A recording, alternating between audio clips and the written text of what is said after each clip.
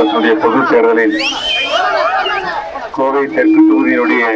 வேட்பாளராக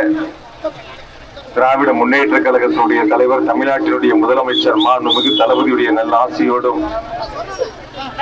தமிழ்நாட்டினுடைய துணை முதலமைச்சர், கழகத்தினுடைய இளைஞர் செயலாளர் அன்பிற்குரிய அண்ணன் உதயநிதி அவருடைய வாழ்த்துக்களோடும், மதசார்பற்ற முற்போக்கு கூட்டணி கட்சிகளின் ஆதரவோடும் கோவை தெற்கு தொகுதியில் வேட்பாளராக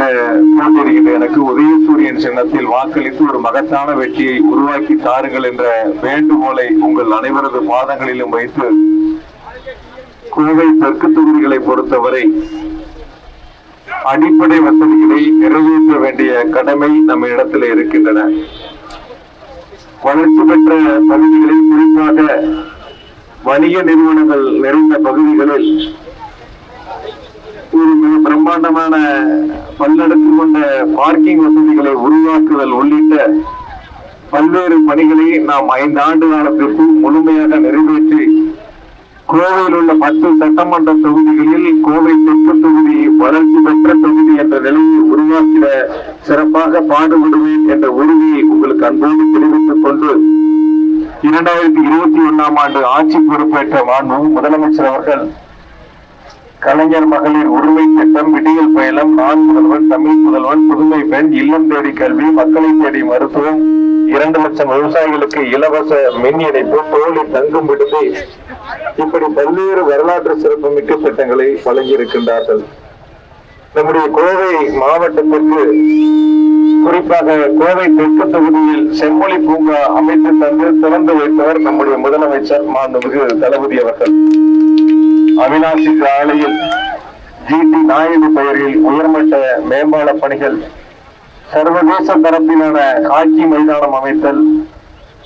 பெரியார் அறிவுலகம் என்ற மிக பிரம்மாண்டமான 300 கோடி ரூபாய் மதிப்பிலான 7 மாடிகள் கொண்ட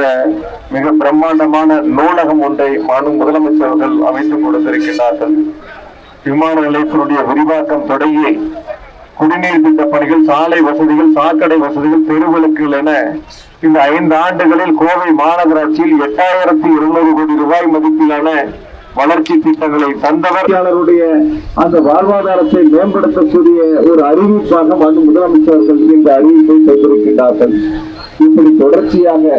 மாற்றுத்திறனாளிகளுக்கான உதவித்தொகை அதிகரிப்பு, புதுமை பெண், தமிழ் புதல் திட்டத்தினுடைய அந்த ஊக்கத்தொகை அதிகரிப்பு என